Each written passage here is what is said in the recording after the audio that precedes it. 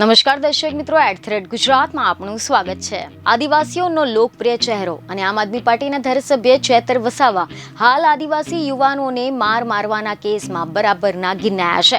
નર્મદા જિલ્લાના સાગબારા ખાતે પીએસઆઈ સહિતના સ્ટાફ દ્વારા આદિવાસી યુવાનોને ઢોર માર્યો હોવાનો આક્ષેપ કરવામાં આવ્યો હતો અને આ અંગેના કેટલાક વિડીયો પણ સોશિયલ મીડિયા પર વાયરલ થવા લાગ્યા હતા, જેના બાદમાં ફરિયાદ કરવા છતાં પણ કોઈ પણ પ્રકારની કાર્યવાહી ન કરવામાં આવતા આક્ષેપની સાથે ડેડિયાપાડાના ધારાસભ્ય ચેતર વસાવાએ આદિવાસી યુવાનોને મારનાર પોલીસ અધિકારી વિરુદ્ધ કાર્યવાહી નહીં થાય તો રસ્તા પર ઉતરીને આંદોલન કરવાની ચેતવણી આપી છે।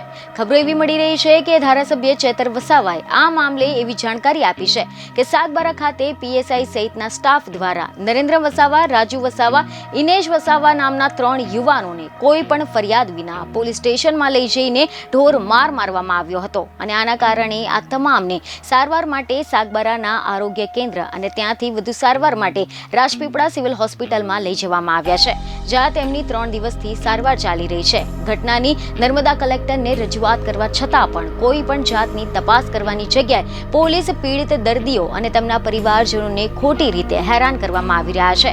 દેવમોગરા ગામે આદિવાસી સમાજના કુળદેવીના મંદિરે આવતા દર્શનાર્થીઓને પોલીસ હેરાન કરે છે, જેના કારણે છેલ્લા 2 વર્ષથી દર્શનાર્થીઓની સંખ્યામાં પણ ઘટાડો નોંધાયો છે। ડેડિયાપાડા સાગબારામાં અન્ય રાજ્યમાંથી ટ્રકો ભરીને દારૂ આવે છે, આંકડા અને જુગારના ધંધા ચાલે છે। ત્યાં પોલીસ કાર્યવાહી કરતી નથી, પરંતુ નિર્દોષ લોકોને હેરાન કરે છે। આ વિસ્તારમાં પોલીસ રક્ષકની જગ્યાએ ભક્ષક બની રહી છે। જો આદિવાસી યુવાનોને મારનાર પોલીસ અધિકારી વિરુદ્ધ કાર્યવાહી નહીં થાય તો અમે રસ્તા પર ઉતરીને પોલીસ વિરુદ્ધ આંદોલન કરીશું। મહત્વનું છે કે તાજેતરમાં યોજાયેલી લોકસભાની ચૂંટણીમાં ચેતર વસાવાએ સાંસદ મનસુખ વસાવાને બરાબરની ટક્કર આપી હતી।